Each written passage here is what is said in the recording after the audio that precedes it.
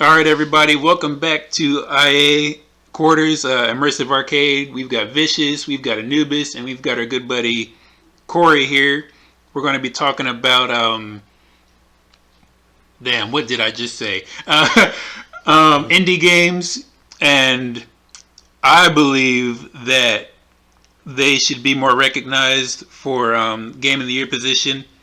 But before we get into that, real quick, we got some sad news yesterday. Mr. Kentaro Miura, the creator of Berserk, he passed away May 6th of this year, this month. It was acute aortic dissection, if I'm saying that right. I hope I am. But I never got into the series. I don't know if you guys did or not. But, I mean, game recognized game. That's a really tough loss. It really is.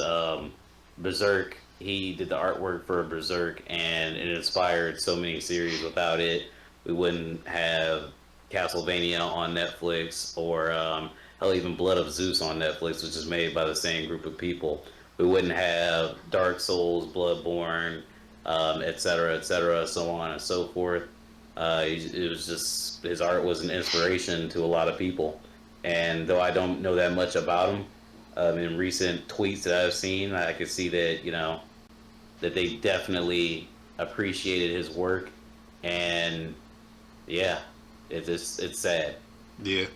Yeah, I was gonna say, I've seen some of his work, the Berserk series, and the fact that he died at the age of 54 is just insane. Yeah. He still had a lot of life left to live, and my condolences out to his family. He was loved in that community. I didn't really get into the Berserk series, but it's definitely a loss. For sure. But now that we've got that out of the way, I felt like that. I just wanted to bring that up. Like I said, I don't know much about the guy, but again, like we've all said, that's that's a huge loss. How long has Berserk been running? Like that's big. Holy shit. Since the 90s or so. Yeah, that's big. Yeah. And I don't even know if it was finished or not. But no, it wasn't. And that's another thing, people want that to be finished, but when it comes to stuff like that in Japan, it's more of like a respect thing for them to not finish it. But I've seen stuff where I guess the family wants the series to be finished, and I guess he left like some plot notes behind with some of his I don't know if subordinates is the right word. Again, I'm not very familiar with the series or how he did things, but I guess there's potential there for them to go back and finish it if they decide to do so. Yeah. Well, rest in peace to him. But indie games. Yeah. Yeah. We tried to do this yesterday, and we had a pretty good quarters recorded. And I discovered while editing and getting ready to post that my audio did not record. So I fixed that issue with the help of Vicious here, and we're gonna get into this again with Corey this time. Yeah, let's do it. Mm-hmm. My thoughts on indie games, they're not as recognized as like the bigger studios, but they do like push out some phenomenal games. I don't know if you guys have ever heard of Risk of Rain 2, but if you're into like looter shooters, Risk of Rain 2 is definitely something to get into, from its art style to the game mechanics to the loot you can get in there. Have you guys ever heard of Risk of Rain 2? I have not. Me either. Well, I definitely recommend it. It's another indie game. It's one of the top ones, I think, in 2020. Right. That's something that we were talking about yesterday, about how they don't get a lot of attention or publicity, and and Vicious, he made fun of me for it, but I'm gonna do it again because I don't know a better way to say it. I'm going to bring politics into it, as he pointed out. You know, it's kind of like the whole Democrats and Republicans running for office and the presidency. You know, like everybody loves the Green Party and they support it, but they don't support it enough so that it gets funding for the next presidential election. If that makes any type of sense to you, Corey. And that's a shame. You know, like there's definitely a lot of good indie games out there that I feel like, again, they should have won or could have won anyways. I don't know about should have, but they definitely could have won Game of the Year. And he was surprised. You know, yesterday I said 2018, I think it was. The Last of Us Part 2, Final Fantasy 7, which, I mean, that's last year, but whatever. I like the games a lot, but I don't think that they should have been Game of the Year. I didn't like them that much. And I love the games. There were other games that were indie games that I felt like they should have got it. 2018 was God of War and something else, but I don't think they should have gotten it either. And that's when I also like disagreed, and we got into the big discussion, and that's how we got here. Indie games can be good, and they can even be great, but I feel like it takes a lot for an indie game to be Game of the Year or to be held super interesting, because we got, I don't know if I brought this up yesterday, but sometimes we just gotta face facts.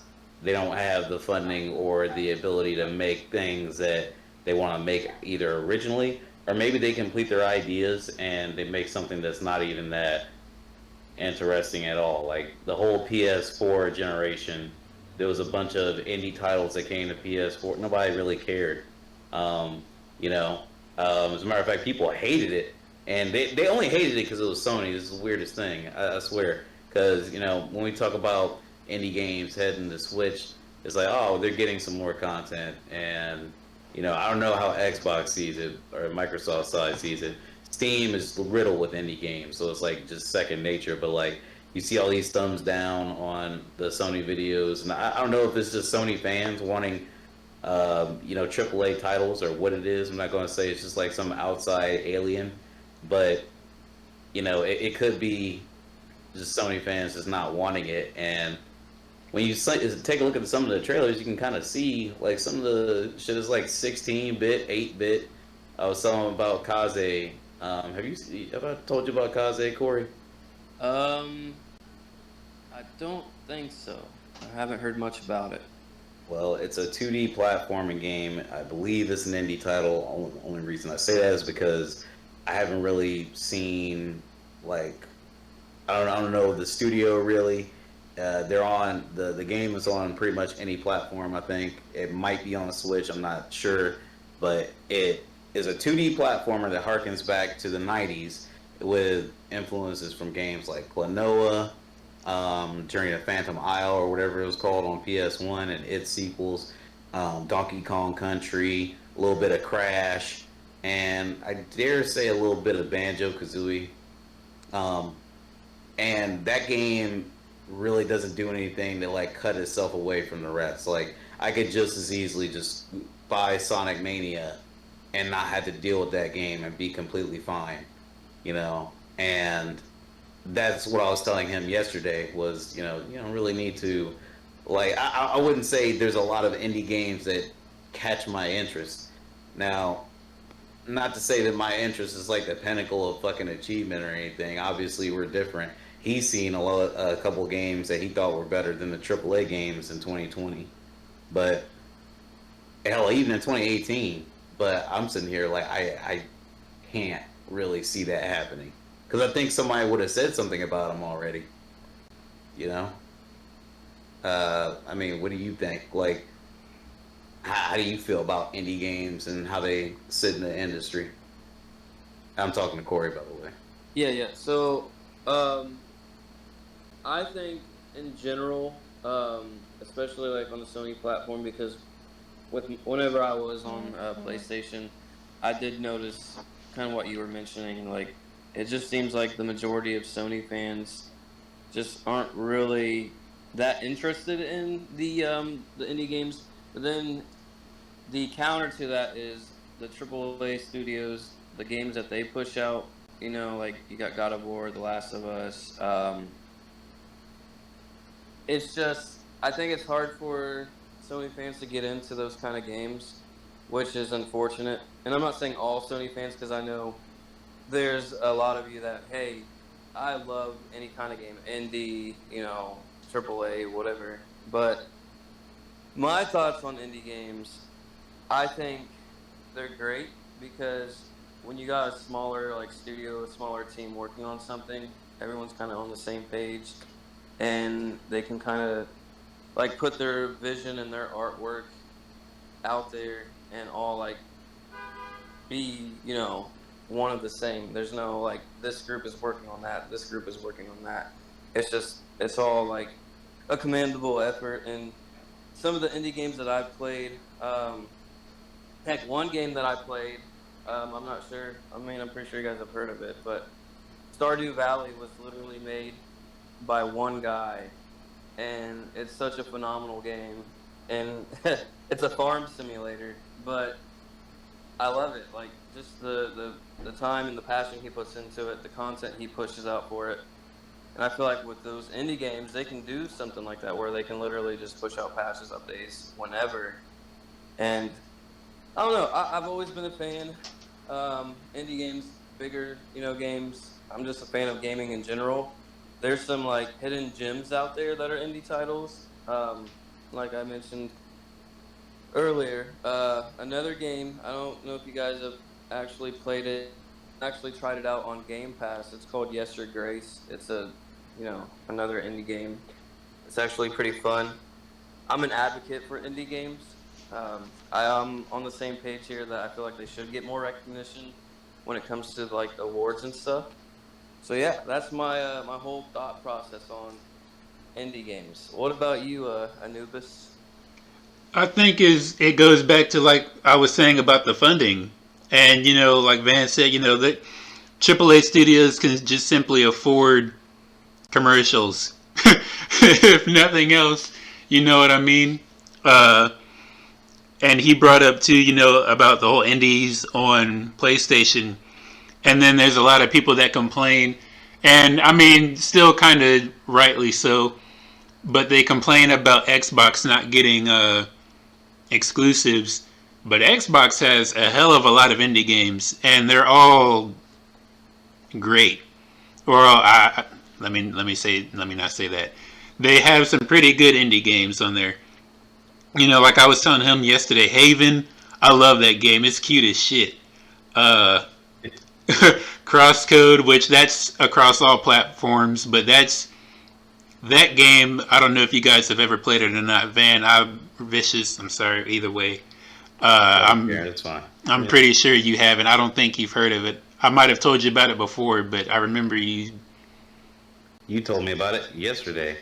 Yeah. Well, I mean Whenever before we tried to yesterday. record. Yeah. Yeah. Yeah. But That's when I heard about it. oh well, okay.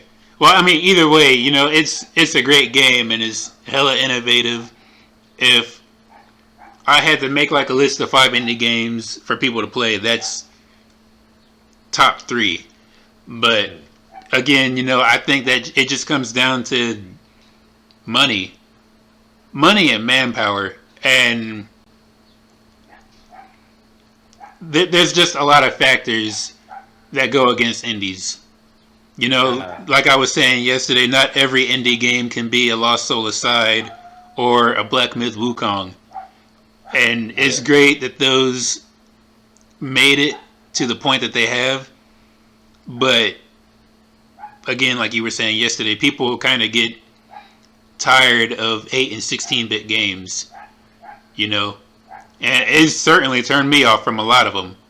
But I just, Oh, I don't know.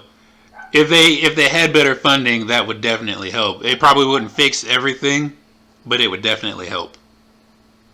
well, sometimes I look at it, and if I may interject, I don't know if you're finished. Or No, you you're can. good.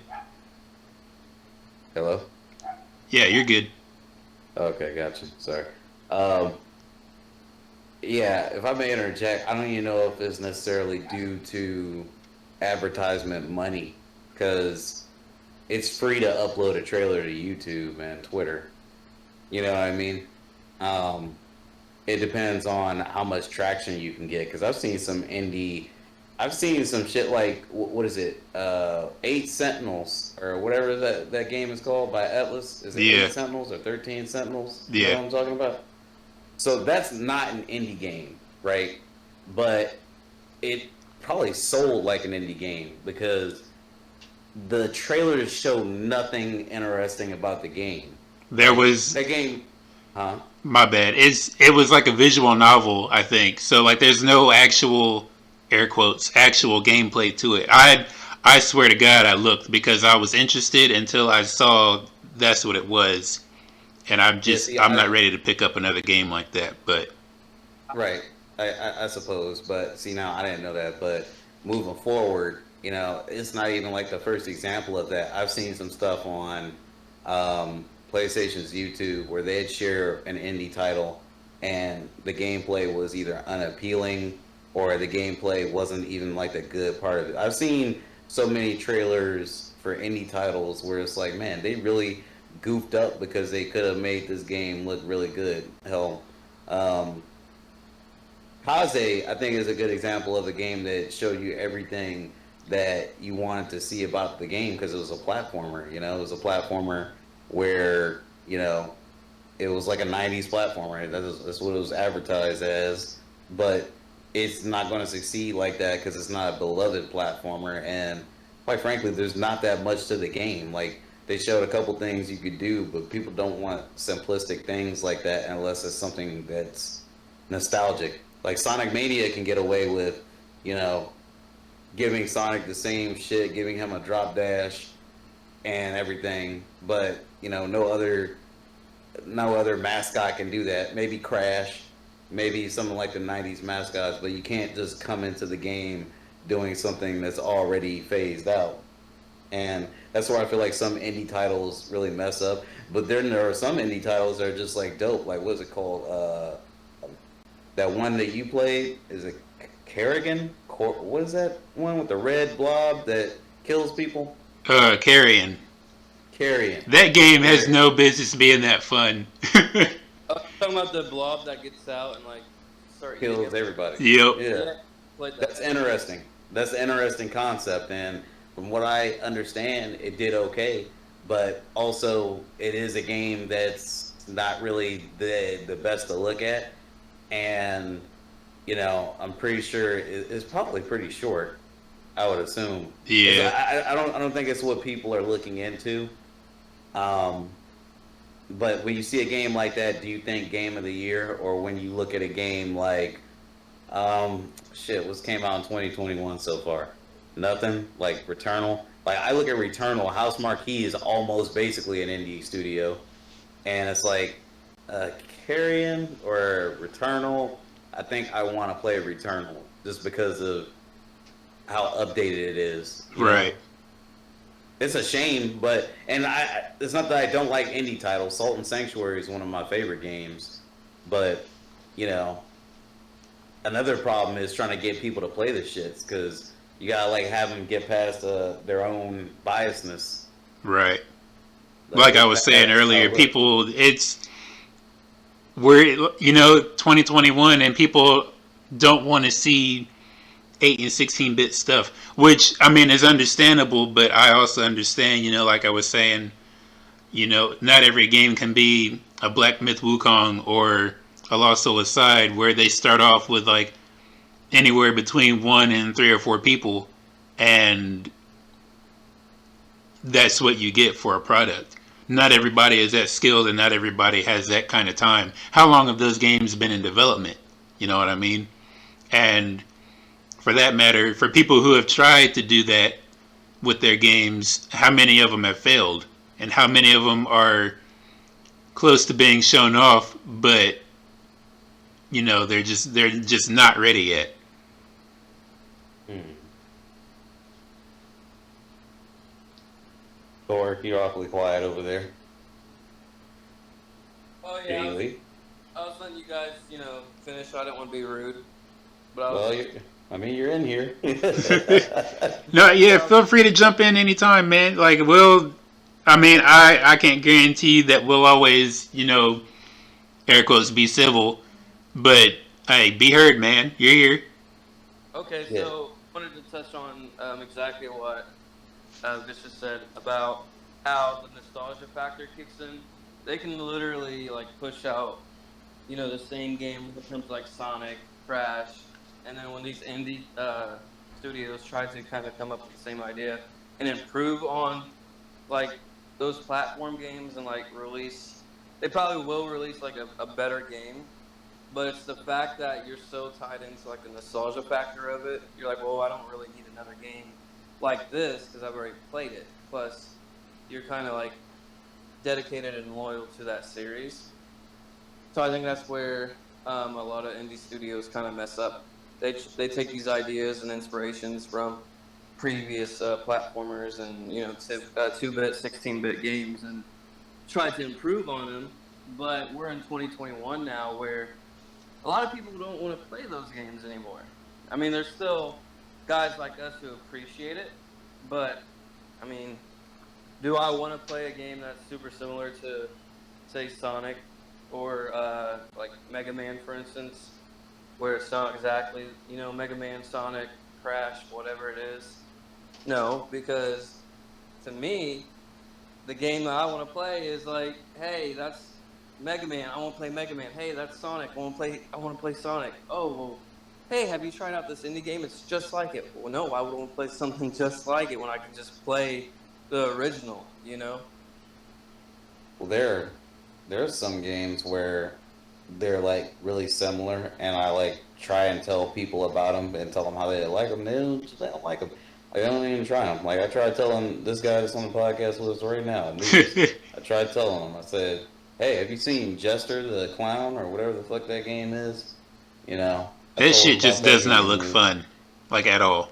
Okay, so like exactly, this is the fucking, I guess you could say, the macrocosm of what we're talking about right now. It's like I'm trying to tell him, like, it's based off of Sonic, right, Corey? Like, if you look up a trailer for Jester the Electric Clown, like the first game, the second game is like in 3D, but the first game is it's 2D, and it's like Sonic. The second game is in 3D, and it's like Sonic Adventure, and there's different versions of Jester that you can turn into. The first version is like Sonic; he moves fast. The second version, I think they all move fast, but they just have different abilities. So he can change his abilities throughout the game. And I told this guy about it. He said it does not look fun. This guy likes Sonic games, and Jester the Electric Clown is a lot like Sonic, you know. And I can't get him to like recognize the hypocrisy behind it, you know. And then we get to the talk about indie games and like why they're not popping, and it's like, well, this is kind of one of the reasons why. Like, And I'm not arguing against that at all. Hell, we've all said it on this podcast alone. Like people are, it's kind of like just a closed-minded issue, and Right. that's part of it. You know what I mean? But man, I'm never fucking touching that game. It just doesn't look good. That's why. Hey, Exactly. just Corey, I'm gonna send you real quick. I'm gonna send you Jester the Electric Clown. I want you to tell me if it reminds you of Sonic or not. And it's bad just looking at it. But please continue what you're going to say.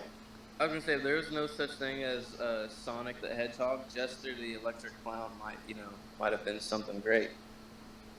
I think so. It definitely has like a lot of 90s swag to it.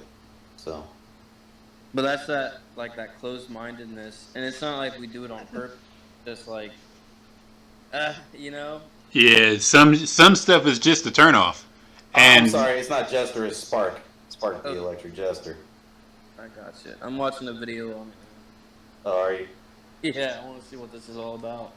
Okay, but yeah, that's kind of like where we're at. That's why when he says there's some indie games that he thinks are game of the year, I guess it's really weird because it's like I think that Salt and Sanctuary was one of the best games that came out the year it came out, but you know, Yeah, nobody believed me, and I'm like, well, this is a Soulsborne Metrovania. Nobody cares, you know.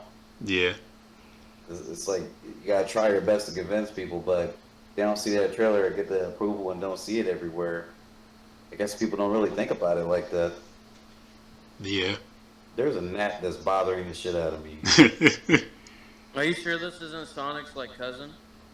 I keep telling this dude, like It that's what I just, said. I You don't know, he's know, like, man. It just, I don't know. Like it's like I've when we're watched all talking the about this videos you game. sent me, and like I don't know. I can't like it. He looks pretty badass. That's what I'm saying. It's like it looks like more than what's like. It looks like this is the type of stuff I wanted Sonic Mania to kind of be like. Like add more to the series to make it seem like it's not just a Genesis game, you know. Right. And even though this game does look like a Genesis game, the first one that is, it has a lot of shit that would be, I would say, you could find like in the Game Boy Advance era.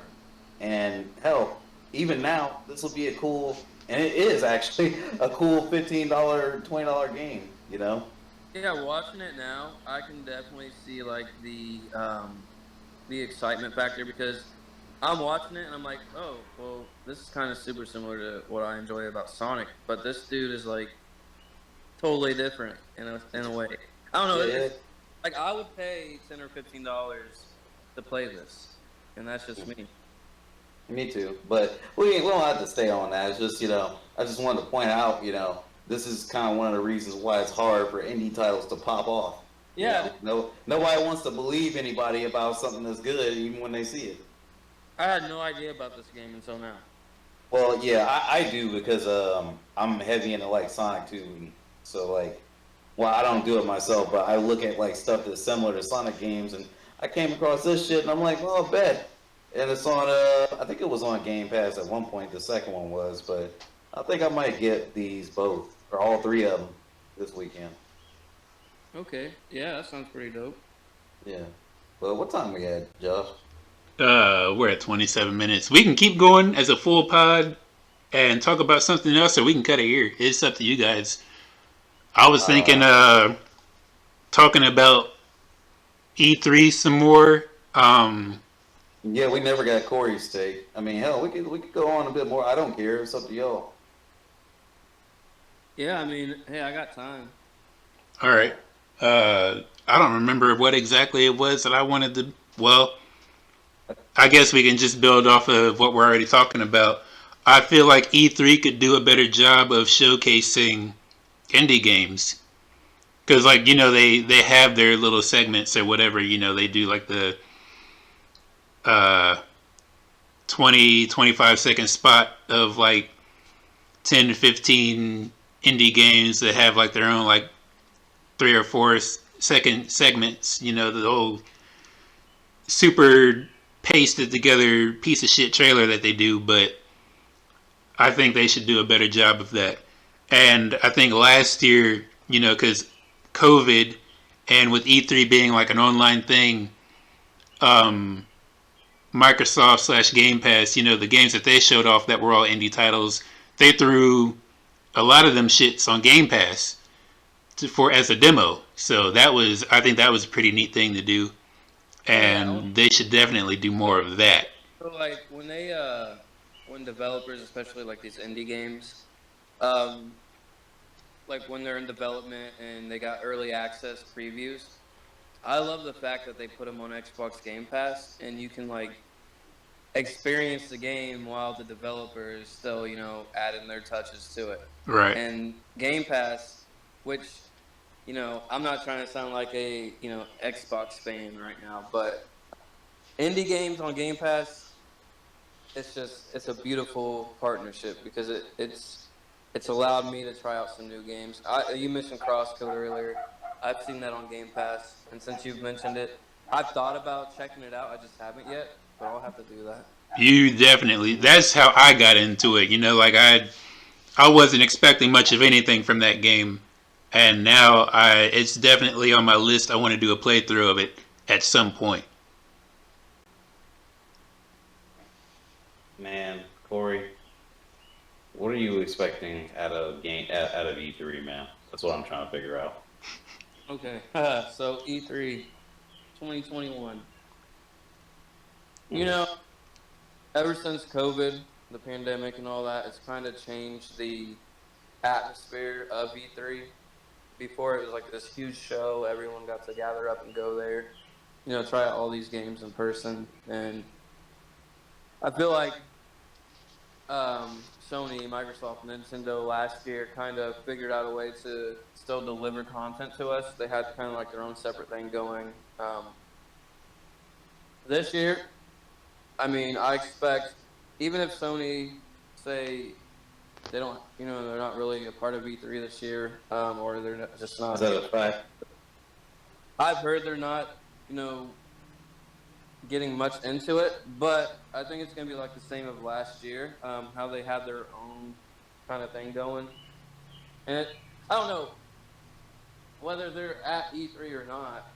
I feel like when they have a live show during the same time as E3, it doesn't really bother me. But I think Sony is going to show off some impressive games, upcoming games for 2021, 2022. Xbox, obviously, with the acquisition of Bethesda, they're going to show off some pretty impressive games. One I'm excited for is Starfield, and then maybe we'll see some more of like Elder Scrolls 6. Nintendo, the company that doesn't really care about its fans, um, they'll Preach. probably, they'll probably, Preach, brother. they'll probably show off some, pretty awesome games. But I'm it's about Nintendo, but I still like love the games itself. It's like a love hate relationship. I'm excited for E3 this year. I mean, every summer I look forward to E3. That's just a fact. Every year as a gamer, E3 is like Christmas. You're like, oh, it's like a holiday, and it really is. So I'm excited for it. I don't know how you guys feel about E3, if you guys really get into it or not, but I'm definitely one who appreciates it. I sit at my house all day watching it, and I don't know. I'm just excited. Mhm. Well, that's good to hear. I mean, sometimes it really depends on the year it's been and the hunches I have. Like, I have a hunch this E3 could be cool, but it really all depends. Some of the things I predicted have already come to pass, like Last of Us Part 2 getting a PS5 update. Shit just happened yesterday, you know.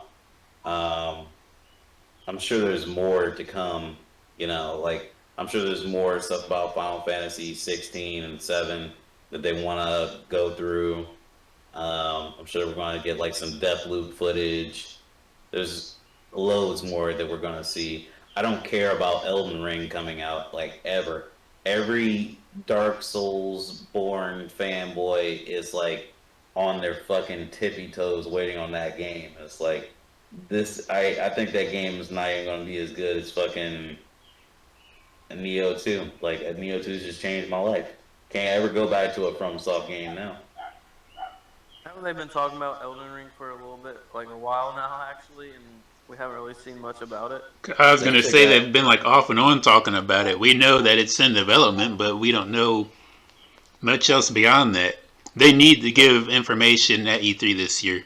I They know won't, that. and it's still going to sell like hotcakes, like Sekiro did. Sekiro had like almost little to no information before it came out. They did a gameplay like fucking like 4 months after the announcement or something like that, and then they did a gameplay like a couple weeks before it came out fully. That shit still sold a bunch. They I'm probably just couldn't thoroughly fucking convinced from beat software is the gonna main sell a ass bunch no matter what. enemies to do What, gameplay what footage for it. what'd you say? They probably couldn't kill anything to do gameplay footage for it, bastards. Mm, I Uh, don't know about that. I want to touch on what said about people just gonna end up buying it anyways, even without like much information. I think a lot of people are hooked on the idea of you guys know. Obviously, you guys know George R. Martin. He's Uh, he's collaborating on Elden Ring, so everyone's just like, "Oh, George R. Martin, his ideas and everything's going to be in this game, so we're just going to buy it." George R. Martin, what's he from? What's he do? He wrote Game of Thrones. Game of Thrones. Yeah, Yeah. yeah, Game of Thrones.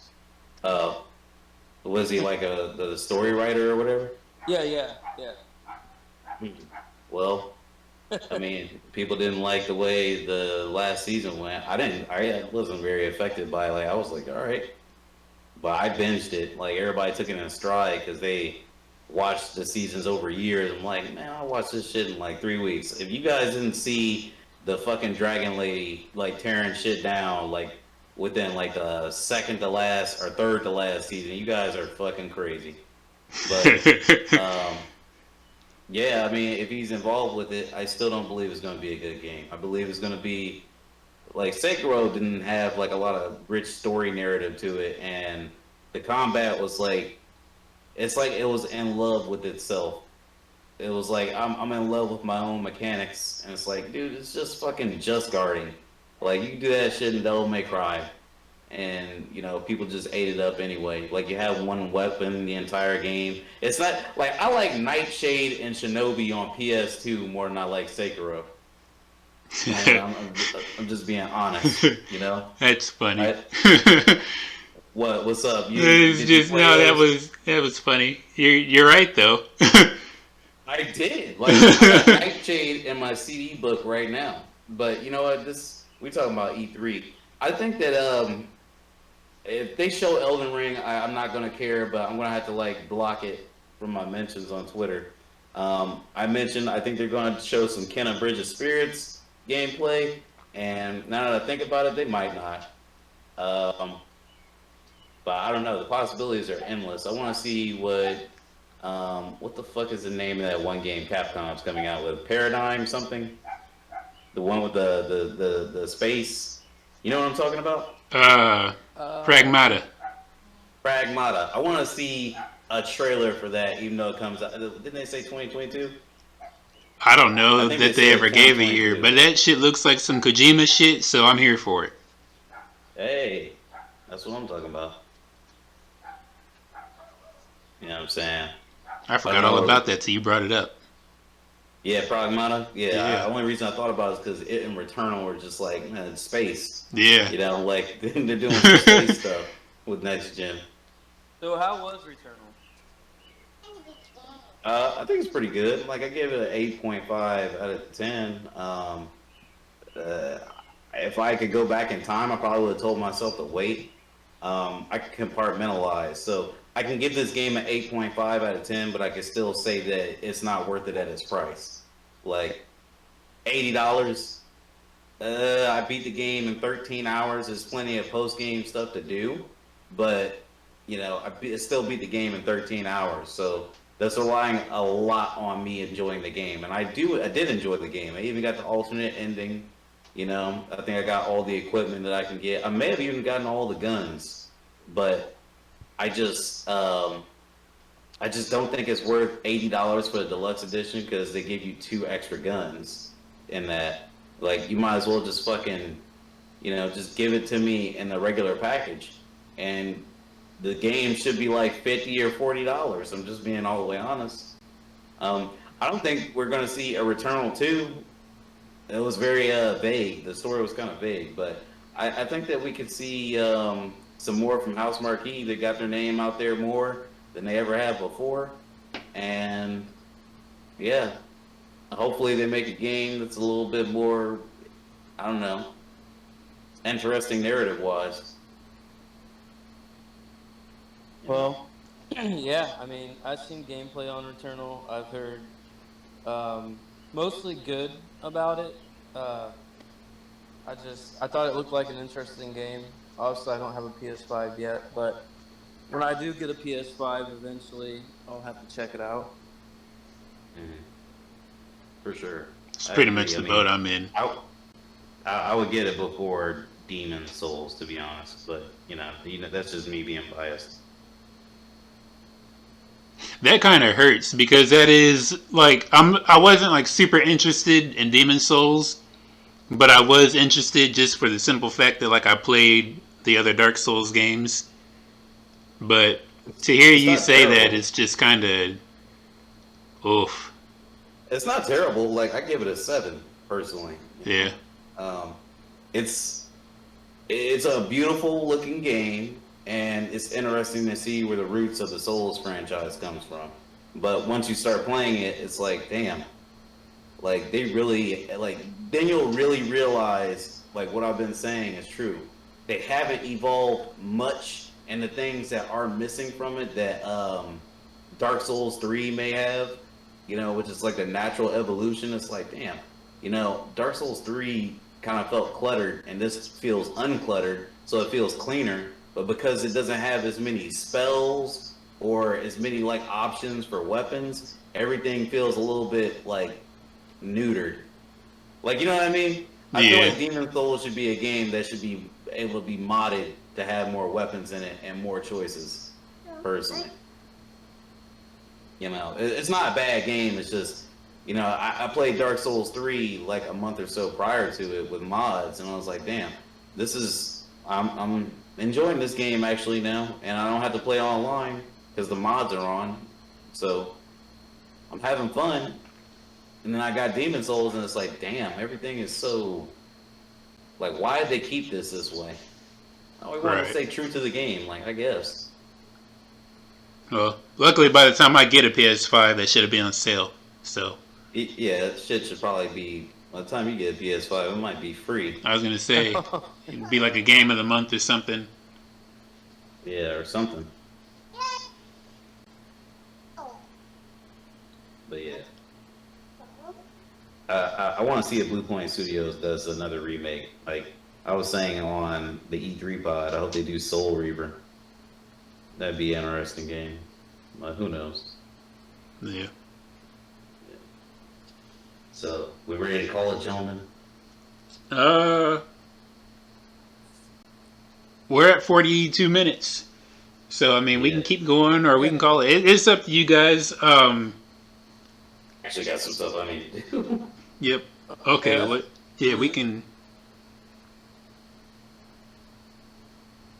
Hello. Okay. Hello. Yep. All right. Yeah, we're gonna call it here. Thanks for watching, everybody. Remember to like, comment, subscribe, and share.